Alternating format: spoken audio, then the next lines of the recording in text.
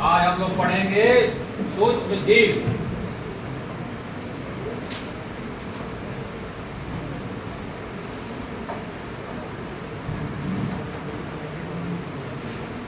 पहले जानते हैं कि सूक्ष्म कौन है। सूक्ष्म वो है जिसको हम देख नहीं पाते, और जीव वो जीव भी है। बहुत सारी चीज़ें ऐसी हैं जो जीव नहीं है, जिसको हम नहीं देख पाते। लेकिन ऐसे जीव जिसको हम नहीं देख पाते बिना सूक्ष्मदर्शी के, सूक्ष्मदर्शी जरूरी है। सूक्ष्मदर्शी कई प्रकार के होते हैं और बहुत सारे सूक्ष्मदर्शी हैं जो 1,00,000 गुना ज़्यादा बड़ा ऑब्जेक्ट को दिखाते हैं।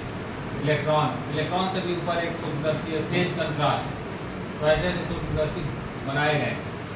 तो अब कंपाउंड सूक्ष्मदर्शी हम ऑनलाइन में है, आप देखे होंगे, इसमें 2 लेंस लगा हुआ है, तो उसमें 1,000 गुना ज़्यादा बड़ा दिखाई देता है। तो ऐसे जीव जिसको हम सूक्ष्मदर्शी से देख पाते हैं, वैसे जीवों को कहते हैं सूक्ष्म, जिसको हम अपनी आंखों से नहीं देख पाते। हमारी आंख कैपेबल नहीं है देख पाने में, और वो हमारे आस-पास ही पाए जाते हैं। जैसे हम लोग सारे जगह पाए जाते हैं, कुछ पोलर जगहों पे छोड़ के, ध्रुवों पे, पृथ्वी के ध्रुवों को छोड़ के, लेकिन वहाँ पे भी जीव है, लेकिन मनुष्य नहीं है। उसी तरह सूक्ष्म जीव पृथ्वी के हर जगह पाए जाते हैं। एक विशेषता इसकी ये है कि ये सूक्ष्म है, जिसको हम देख नहीं पाते, और दूसरी विशेषता है इसकी कि ये पृथ्वी के सभी जगहों पे, ऐसे जगह जहाँ पे मनुष्य का रहना संभव नहीं है, वहाँ पे भी सूक्ष्म जीव पाए जाते हैं। इवन आप सुने होंगे ज्योग्राफी में कि नेचुरल गीजर जो नीचे से गर्म पानी के स्रोत हैं, पानी गर्म रहता है करीब 100 डिग्री सेल्सियस, उसमें चावल बांध के ऐसे रखते हैं तो पक जाता है। तो 100 डिग्री सेल्सियस वहाँ पे भी कुछ सूक्ष्म जीव पाए गए। कुछ ऐसे प्राकृतिक जगहें हैं जो अम्ल के लिए विशेषित है, जहाँ पे H2SO4 और H2S गैसेज पाई जाती हैं। वहाँ पे भी कुछ ऐसे जीव हैं जो H2S से एनर्जी प्राप्त करते हैं। जैसे पौधे जल से एनर्जी प्राप्त करते हैं, वैसे वो H2S से कीमोसिंथेटिक बैक्टीरिया उसे बोलते हैं। तो सूक्ष्म जीवों की ऐसी दुनिया है, वो स्ट्रक्चरली, संरचनात्मक रूप से तो सूक्ष्म है, संरचनात्मक रूप से, लेकिन क्रियात्मक रूप से बहुत विशेषकृत है। उनमें ऐसी ऐसी विशेषता पाई जाती है कि जो सामान्य, जो विशाल दिखने वाले जीव हैं, उसमें उस तरह की विशेषता नहीं मिलेगी। जो काम सूक्ष्म जीव कर देंगे वो विशाल जीव नहीं कर पाएंगे। बहुत सारे एग्जाम्पल हैं। कुछ ऐसे प्रोडक्ट का निर्माण है जो सूक्ष्म जीव बना देंगे, वो बड़े बड़े जीव नहीं बनाएंगे। उनका शरीर व्हेल मछली का बहुत बड़ा, लेकिन वो प्रोडक्ट नहीं बना पाएंगे। एग्जाम्पल, बहुत सारे एग्जाम्पल हैं सूक्ष्म जीवों के जो अलग अलग कामों के लिए विशेषकृत हैं। लेकिन कुछ एग्जाम्पल आप ऐसे कि जान सकते हैं कि नाइट्रोजन को ऑक्सीजन से मिलाने की क्रिया है, वो कोई नहीं जीव कर सकता। एक बैक्टीरिया है जो नाइट्रोजन को ऑक्सीजन से मिला सकता है, नाइट्रस ऑक्साइड बना सकता है, और वो यूजेबल कंपाउंड है, जिसको लिविंग ऑर्गेनिज्म उसको यूज कर सकते हैं। ये सिंपल एग्जांपल है और यूजुअल है। ऐसे ही हमारे इंटेस्टाइन में, मनुष्य के इंटेस्टाइन में एक एसेचेरिया कोली नाम का बैक्टीरिया पाया जाता है। वो एसेचेरिया कोली हमारे लार्ज इंटेस्टाइन में परमानेंट रहता है। हम उसको जगह दिए हुए हैं, लेकिन अब वो बैक्टीरिया को आप जगह दिए हैं तो बैक्टीरिया भी आपको बना के कुछ देता है, जिसकी वजह से म्यूचुअल एक अंडरस्टैंडिंग है दोनों के बीच में, ह्यूमन और बैक्टीरिया के बीच में। बैक्टीरिया क्या बनाता है? विटामिन के। वो विटामिन के बना के देता है, दोनों आपस में मिलजुल के रहते हैं और खाते हैं। और विटामिन के हम लोग जानते हैं कि ब्लड क्लॉटिंग में एक इम्पॉर्टेंट रोल प्ले करता है। तो ये छोटे छोटे एग्जाम्पल हैं जो सूक्ष्म जीवों की संरचनात्मक, क्रियात्मक रूप से विशेषता को दर्शाता है। क्रियात्मक रूप से वो कितने विशेषकृत हैं, ऐसे बहुत सारे एग्जाम्पल हैं। लेकिन हम लोगों को थोड़ा सा दूसरे साइड में देखना है कि सूक्ष्म जीव तो ये विशेषता हो गई जिसको सूक्ष्म दृष्टि से देखते हैं। अब दूसरा टॉपिक है कि सूक्ष्म जीव के कितने प्रकार के सूक्ष्म जीव होते हैं। बहुत सारे किताबों में गलत लिखा है जो सही नहीं है। आप लोगों के गाइड में भी गलत लिखा है। वही बहुत लोग लिखते भी हैं, पढ़ लेते हैं, वो सुनते नहीं हैं। अपना गाइड पढ़ेंगे, एग्जाम से 2 दिन पहले वही गलत लिख के आ जाएंगे। इसलिए इसको जान लीजिए। उसमें गाइड में लिखा हुआ स्लाइम मोल्ड और ये उसके टाइप, वो टाइप 2 या 3 टाइप लिखा हुआ गलत। तो सूक्ष्म जीव के कितने प्रकार हैं जो आपके आसपास पाए जाते हैं, उनके संरचनात्मक और कोशिका का संरचना और उसके मोड ऑफ न्यूट्रिशन, मतलब वो किस तरह अपना भोजन प्राप्त करता है, किसी दूसरे से जीव से प्राप्त करता है या फिर फोटोसिंथेटिक है, इन सब सारी चीज़ों को ध्यान में रख के सूक्ष्म जीवों को 4 भागों में बांटा गया है। सबसे पहले जो सूक्ष्म जीव है जो सभी जगह अवेलेबल है, ज़्यादा लोकप्रिय है, हर काम में लोकप्रिय है, कभी लाभदायक रहता है, कभी हानिकारक रहता है, आपके चारों ओर है, डेली यूज में है, आपके किचन में है। कुछ काम उसके ऐसी है कि जो किचन उस बिना उसके पूरा ही नहीं होता, वो है जीवाणु, जिसे कहते हैं। और इसकी पहली विशेषता है कि दूध से दही बनाने में एक जीवाणु का ही योगदान है। बिना उस जीवाणु के दूध से दही बनेगा नहीं। अब समझ लो दही सबके घर है, लेकिन वो जीवाणु की ही विशेषता है जिससे दूध से दही बन जाता है। तो जीवाणु एक सूक्ष्म जीव का प्रकार है और जिसे कहते हैं इंग्लिश में बैक्टीरिया। उसके बाद जीवाणु तो कि ओमनी या एवरीवेयर है, उसके एक किंगडम बनाया हुआ है। उसके बाद एक और ओमनीवेयर है, एवरीवेयर है। स्पेस में भी उसके स्कोर पाए गए हैं जो और भी बहुत सारी इंडस्ट्री उस जीव पे डिपेंड है और जिसका नाम है कवक। और इसको कवक को कहते हैं फंजाई। ये सूक्ष्म जीवों मतलब इन दोनों में कंपटीशन है कि कौन आगे जाएगा, बैक्टीरिया आगे रहेगा कि कवक आगे रहेगा। दोनों आपस में लड़ते रहते हैं और लड़ने के क्रम में ही एक बहुत बड़ी मेडिसिन का भी डिस्कवर हुआ। वो आपस में लड़ रहे थे और लड़ रहे थे तो अलेक्जेंडर फ्लेमिंग ने देखा कि अरे ये दोनों लड़ रहे हैं, एक दूसरे पे कवक जो है बैक्टीरिया पे डोमिनेंट है। वो डोमिनेंट किस कारण हो गया? और डोमिनेंट उस कारण हुआ कि कवक जो है वो एक केमिकल बनाता था जो बैक्टीरिया को मार देता था और वहीं से एंटीबायोटिक का डिस्कवरी हुआ। तो ये गलत, दोनों आपस में बहुत कॉम्पिटिटिव हैं, लड़ते रहते हैं। जहाँ भी पाए जाते हैं वो उसको डोमिनेट करने की कोशिश करता है, वो उसको डोमिनेट करने की कोशिश करता है। इसी क्रम में कवक के जो स्पोर हैं इतने हल्के हैं कि स्पेस तक पहुंच गए हैं, स्पेस में भी पाए जाते हैं। कुछ सैटेलाइट में भी कवक पाए गए हैं। कवक के स्पोर समझ लो कितने क्रांतिकारी हैं।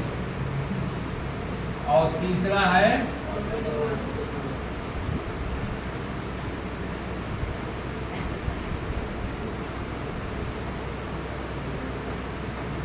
प्रोटोजोआ, इसको इंग्लिश में भी प्रोटोजोआ कहते हैं।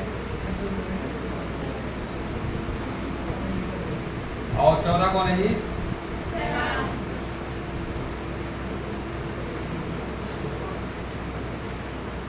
प्रोटोजोआ वो है जो केवल एक कोशिकीय है। ऐसे जीव, अब इसमें जो जीवाणु है वो एक दूसरे से मिल जाते हैं, बहुकोशिकीय संरचना बनाते हैं। कवक भी बहुकोशिकीय संरचना बना लेते हैं, लेकिन प्रोटो इसीलिए इसका नाम रखा गया है जो एक कोशिका है, केवल एक कोशिकीय और इंडिपेंडेंट है। किसी दूसरे पे एक ही कोशिका पूरी तरह इंडिपेंडेंट है, किसी दूसरे पे डिपेंड नहीं है। इसमें क्या है कि आपसी कोऑर्डिनेशन समटाइम्स एंड कुछ हद तक मिलता है, लेकिन इसमें जो एक कोशिकी हों और अपने आप सारा काम करते हैं, उसे करते हैं प्रोटोजोआ। और शैवाल हैं मिस्टर शैवाल, एल्गी भी इसे बोलते हैं। शैवाल वो है जो जिसके पास एक बहुत बड़ा खाना बनाने का एक सबस्टांस है, उस सबस्टांस को कहते हैं क्लोरोफिल। क्लोरोफिल के कारण ही शैवाल हरे होते हैं और पेड़ पौधे भी हरे होते हैं। अधिकतर समुद्र में पाए जाते हैं शैवाल, कुछ फ्रेश वाटर भी है। तो ऐसे सूक्ष्म जीव, और ये सूक्ष्म भी हैं, लेकिन बहुत सारे शैवाल आप देख सकते हैं पानी में। आप बरसात में देखेंगे कि कोई पानी अगर इकट्ठा है 2-4 दिन, तो उसमें पानी का रंग क्या हो जाता है, हरा हो जाता है, और हम लोग फिसल भी जाते हैं। 8-9 दिन बारिश हुई तो गए, अगर सही सतर्क से नहीं गए तो पता लगा शैवाल आपको अपने आगोश में पानी में डुबोने की कोशिश करेगा। तो इस हिसाब से शैवाल, और उस क्लोरोफिल के कारण, क्लोरोफिल उसमें है और क्लोरोफिल के चारों सेल है, सेल में साइटोप्लाज्म है, क्योंकि कोई भी सेल या लिविंग में 70% वाटर ही है।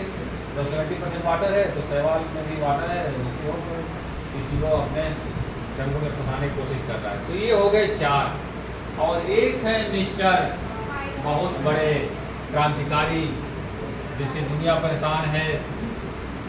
4 तो ये हो गए जो लिविंग के कैरेक्टर को एक्सप्रेस करते हैं। इसमें ये कोई शक नहीं है, ये आप जैसे हमारे जैसे या किसी दूसरे जीव के कैरेक्टर को एक्सप्रेस न करें। जितने जीवों के कैरेक्टर है, जीवों का गुण है, वो सब ये उसको प्रदर्शित करते हैं। इसमें आप ये नहीं कह सकते कि ये निर्जीव है, ठीक है। बट आप जब इसके बारे में बात करेंगे,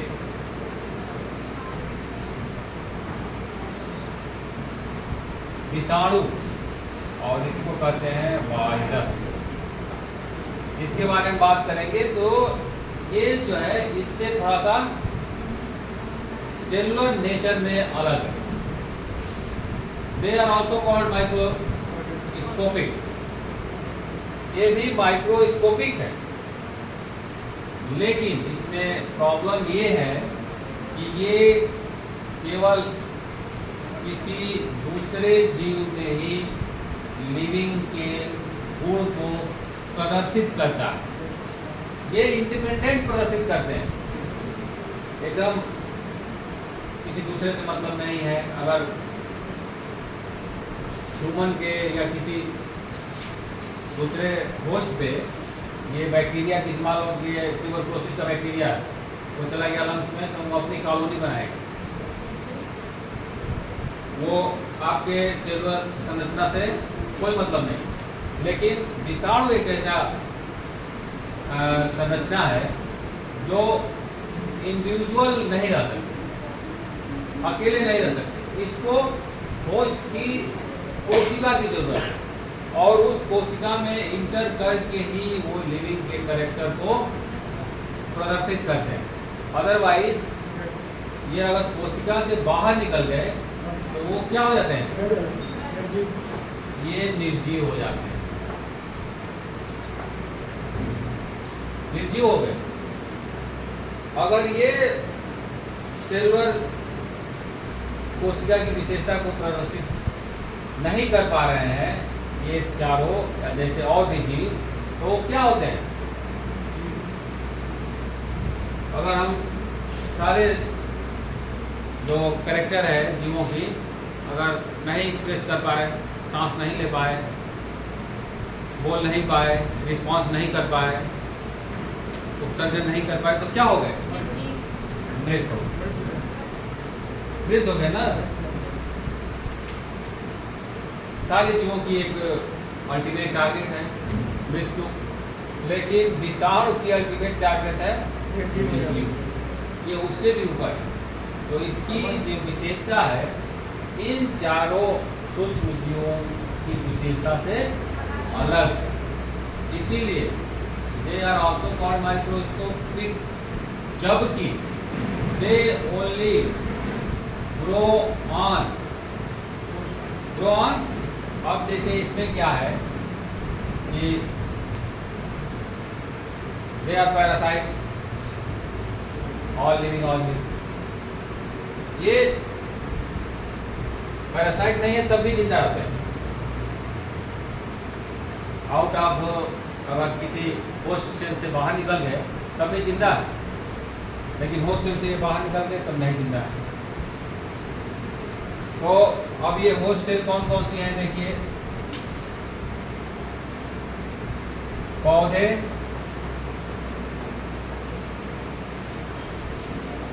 जंतु और एक और जो है अधिकतर जो इसमें इधर दिख रहे हैं सब में या तो अगर पैरासाइट की बात आती है,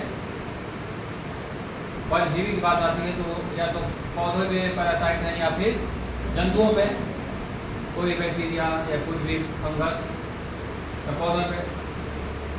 ये तो विषाणु पौधे और जंतु के पैरासाइट हैं। एक ये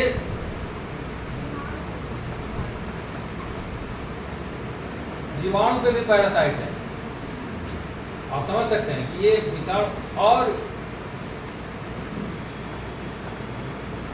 कुछ हद तक बहुत लिमिटेड ये कवक पे पैरासाइट, मतलब एक ऐसे सूक्ष्म जीव जो पौधे, जंतु, जीवाणु और कवक पे पैरासाइट है। बहुत कम एग्जाम्पल आपको मिलेगा कि जो ये सूक्ष्म जीव हैं ये किसी दूसरे सूक्ष्म जीव में पैरासाइट, बहुत कम अभी तक नहीं हुआ है।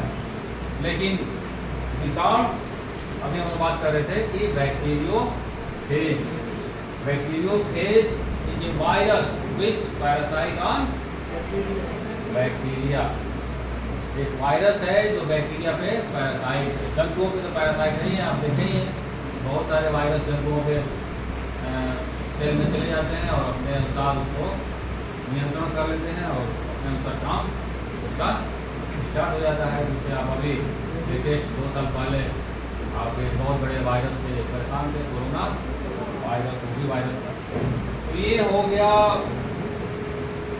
सूक्ष्म जीवों का वर्गीकरण, मेन जो ये है।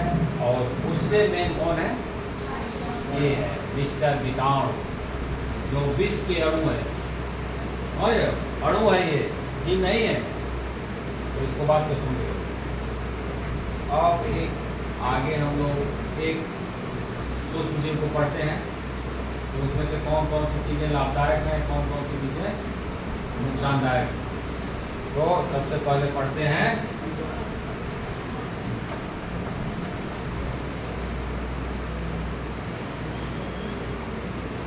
एक, आज पढ़ेंगे बैक्टीरिया। बैक्टीरिया एग्जाम में आ सकता है, ठीक है। आप लोग पढ़े होंगे कि पूरी दुनिया की जो कोशिका है वो 2 प्रकार की है। कौन कौन? प्रोकैरियोटिक और यूकैरियोटिक। प्रोकैरियोटिक और यूकैरियोटिक का जो डिवीजन है वो किया गया है फाउंडिंग ऑफ न्यूक्लियस। कैरियन मतलब न्यूक्लियस होता है। तो अगर किसी सेल में न्यूक्लियस फुल फेज में है, पूर्ण रूप में है, उसमें न्यूक्लियस बाउंड्री है, तो उसे कहते हैं यूकैरियोट। किसी सेल में न्यूक्लियस पूरी तरह पाया जाता है, उसमें न्यूक्लियस बाउंड्री है, तो उसे कहेंगे यूकैरियोटिक। यू मतलब होता है ग्रुप, ये याद रखो। और कैरियन में न्यूक्लियस। हमारे आसपास जितनी भी सेल दिखाई दे रही है सब यूकैरियोटिक, उसमें न्यूक्लियस वेल डिफाइंड है। किसी मतलब आप ये नहीं कर सकते कि वो डेवलपिंग या ग्रो कर रहा है या फिर प्रारंभिक। लेकिन बैक्टीरिया का जो सेल है वो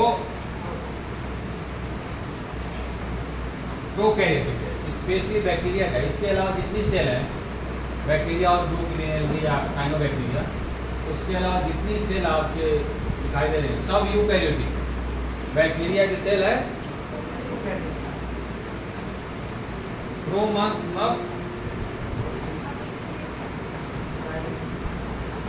प्रारंभिक,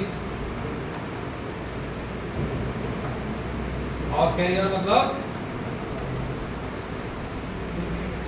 न्यूक्लियस।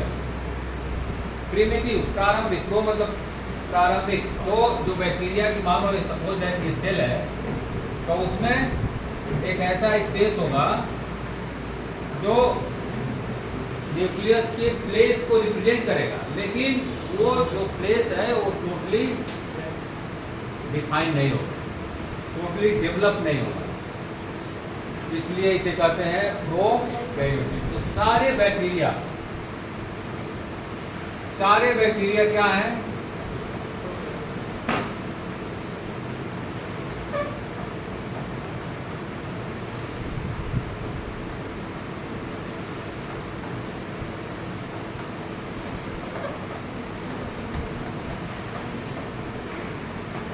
सारे बैक्टीरिया प्रोकैरियोटिक हैं, ये जान लीजिए सभी। उनमें न्यूक्लियस ज़्यादातर नहीं रहता, एक ही कोशिका होती है और वो कोशिका में एक ही क्रोमोसोम होता है। और अगर बहुत पहले तक ऐसा सोचा गया कि बैक्टीरिया को किस में रखा जाए, बहुत पहले, अब तो 5 किंगडम बना दिया गया है जीवों का, 5 साम्राज्य सब लोग लेके बैठे हुए हैं, कभी चुनाव भी नहीं होता उनका। तो उसमें एक तो ये जीवाणु भी हैं। तो उससे पहले जब केवल जंतु और पौधे थे, तो जंतु और पौधों में बैक्टीरिया को किस में रखा गया था?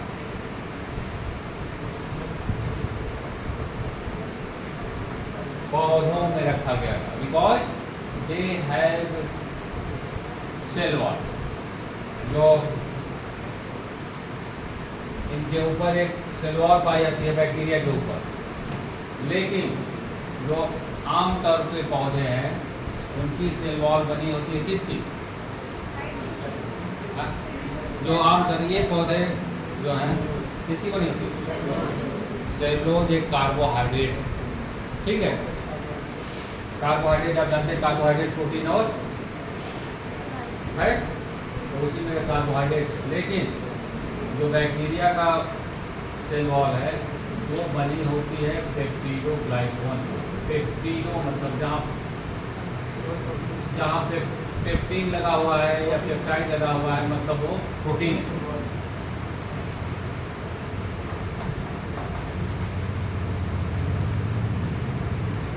अब पेप्टिडो लिखा हुआ है ना, मतलब प्रोटीन,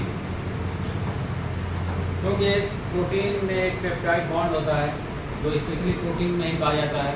कार्बोक्सिलिक और एमीन के बीच में जो बॉन्ड बनता है उसे कहते हैं पेप्टाइड बॉन्ड, और केवल वो प्रोटीन में ही पाया जाता है।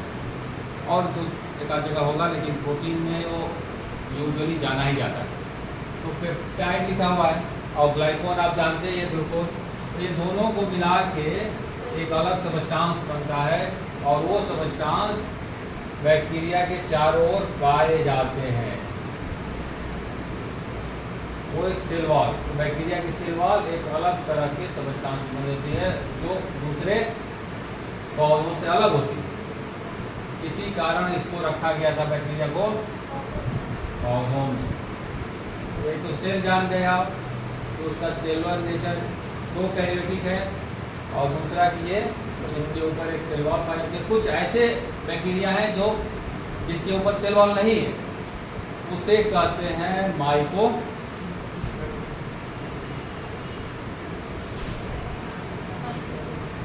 माइकोप्लाज्मा।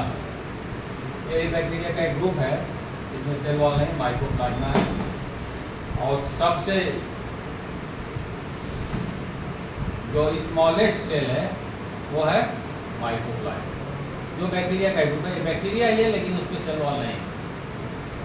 तो तो स्मॉलेस्ट सेल को बैक्टीरियल सेल है, और लार्जेस्ट सेल कौन सी है?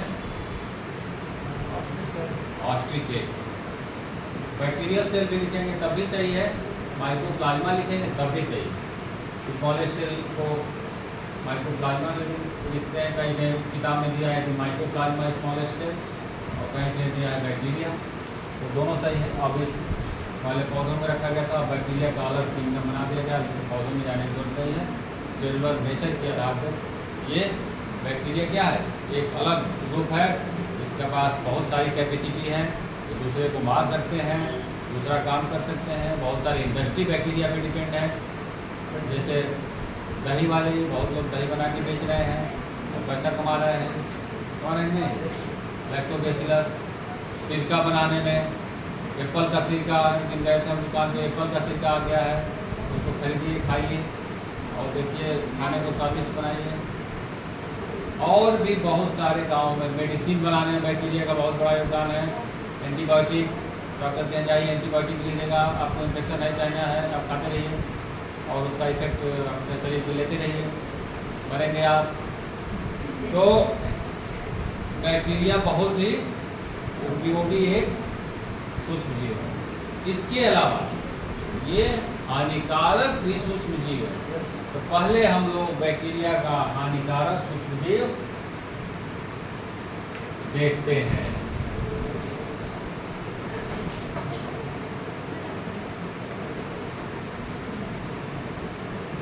हानिकारक जीवाणु।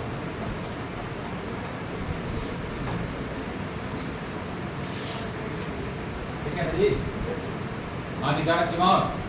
कौन कौन से जीवाणु है जो मनुष्य के ऊपर तबाही मचाए हुए हैं और उससे मनुष्य परेशान है, और जीवाणु भी परेशान है मनुष्यों से।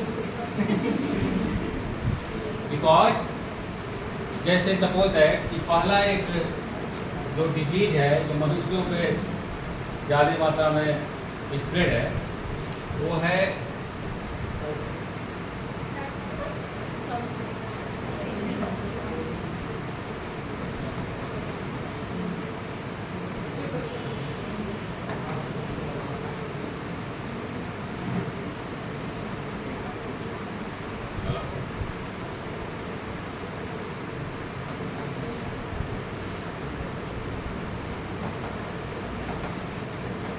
एक माइकोबैक्टीरियम है जिससे ट्यूबरकुलोसिस होता है।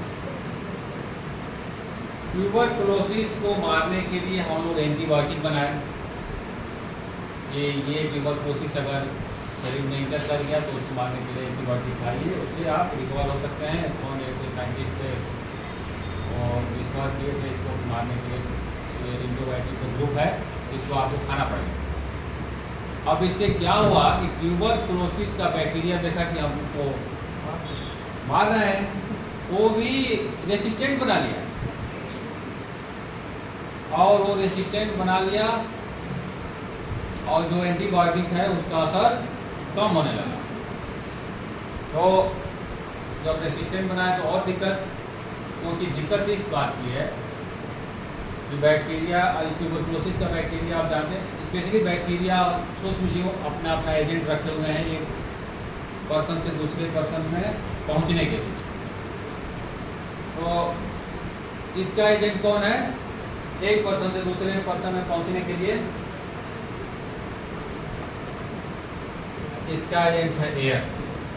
मान लो किसी को ट्यूबरकुलोसिस हुआ, आपके बगल में बैठा हुआ है और एक बार वो खांसी लिया, उसमें 1000 बैक्टीरिया बाहर निकलते हैं और 1000 निकले, आप भी सांस लिए और फिर वो आपके लंग्स में पहुंच गए और वहाँ पे अपना घर बना लिए और गाना गा रहे हैं। तो ये एयर के माध्यम से, तो एयर तो हर जगह है और इसको पहुंच जाते हैं ये। अब जब रेसिस्टेंट बना लिए, जब मनुष्य क्या किया, एंटीबायोटिक बनाया, तो वो क्या किया, रेसिस्टेंट को टक्कर चल रहा है, रेसिस्टेंट बनाए। तो नॉर्मल जो माइकोबैक्टीरियम है उसको मारने के लिए आप दवा खा लिए, बच गए कंटिन्यूअस। अब जो आप सुने होंगे MD,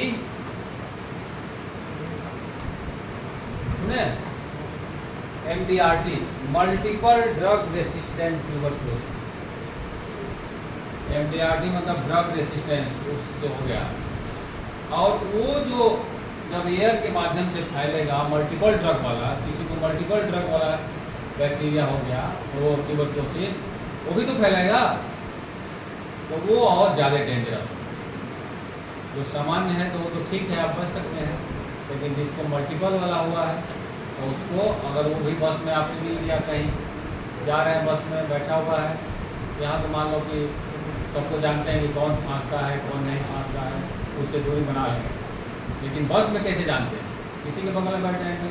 जो पब्लिक प्लेसेज हैं वही हॉट स्पॉट हैं इस तरह के सूक्ष्म जीवों को एक जगह से दूसरे जगह फैलने के लिए।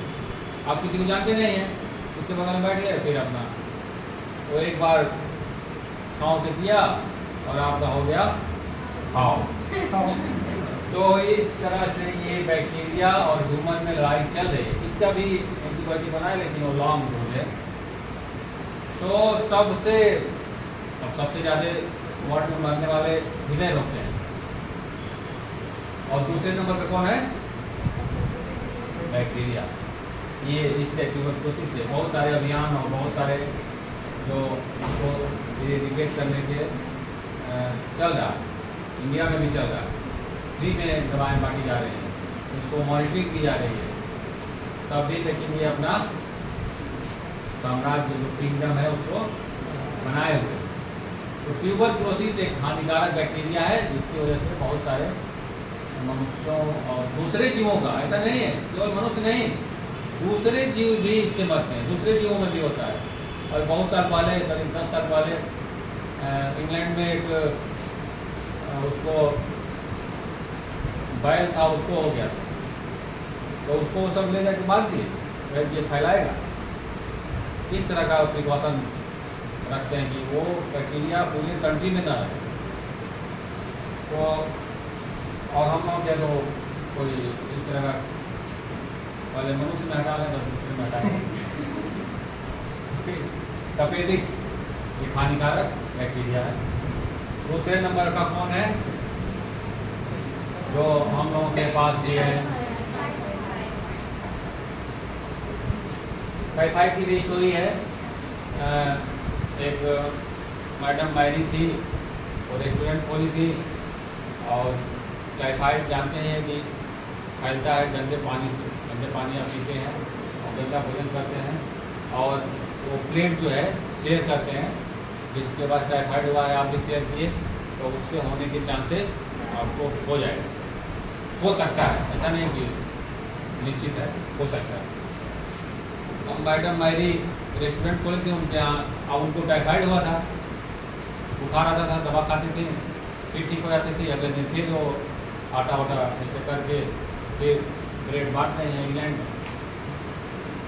जो आते थे, अब कई लोगों का हो गया, तो उनमें जो सब एक्शन रिसर्च किए, उससे तुम लोग नहीं करते एक्शन रिसर्च, उसी तरह का एक्शन रिसर्च हुआ, पता लगा कि अरे मैडम को ही हुआ, तो पूरा टाइफाइड काट दिया।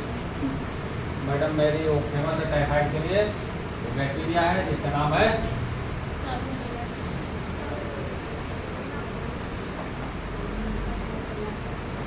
साल्मोनेला टाइफी, जिसकी वजह से टाइफाइड होता है।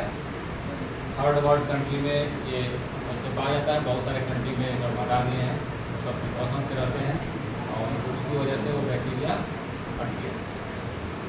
उसके बाद है मिस्टर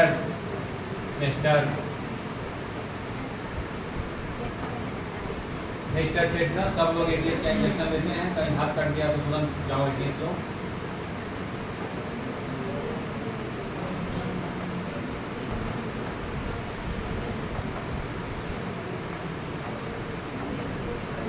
क्लॉस्ट्रीडियम एक बैक्टीरिया है जो फूड पॉइजनिंग में भी रिस्पॉन्सिबल है।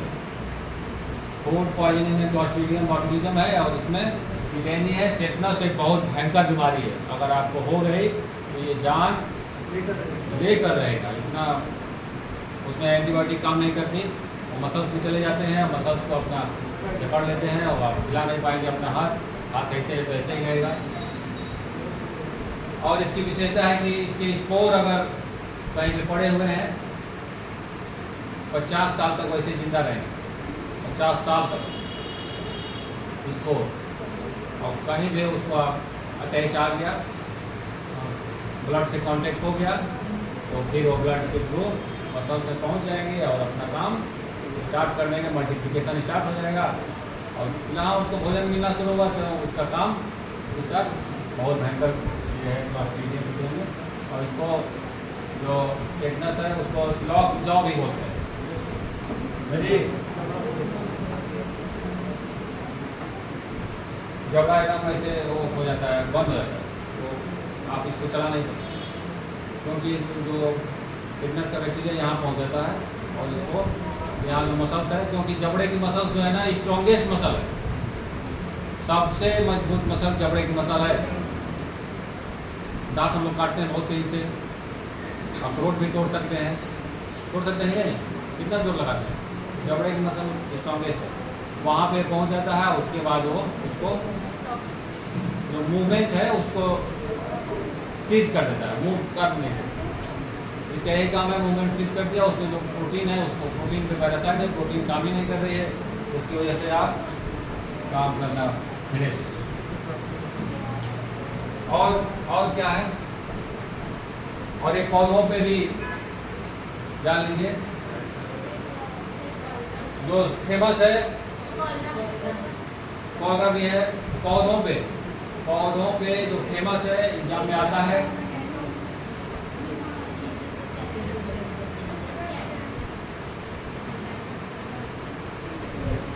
सिट्रस कैंकर बैक्टीरिया से होता है, आप इसको जानते रहिए, जिसका नाम है ज़ैंथोमोनास।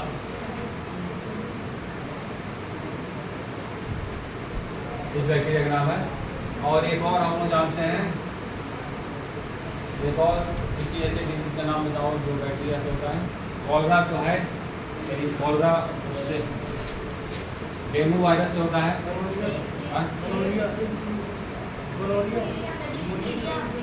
हाँ, डिप्थीरिया, जो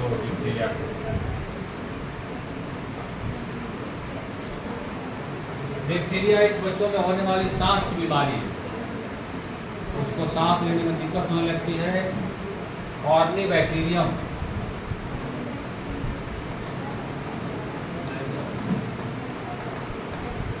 कॉर्नी बैक्टीरियम एक बैक्टीरिया है जिसकी वजह से डिप्थीरिया होता है, सांस और बच्चों में ही होती है, बड़ों में नहीं। बहुत सारे ऐसे सूक्ष्म जीव हैं जो बड़ों को, जैसे पोलियो का वायरस, अब बड़े हो जाएंगे तो नहीं अटैक कर पाएगा, जब बच्चे रहेंगे तभी अटैक। पता नहीं क्या उसकी विशेषता है, कैसे इस तरह से रिसर्च अभी खोज नहीं हुई है कि कैसे वो बड़ों में अटैक नहीं करता, बच्चों में नहीं करता।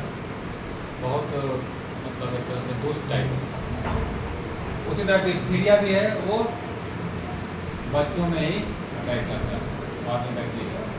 तो आज हम लोग इतने ही डिजीज के बारे में पढ़ेंगे और हानिकारक। कल हम लोग बात करेंगे बैक्टीरिया के लाभदायक उपयोग, ठीक है।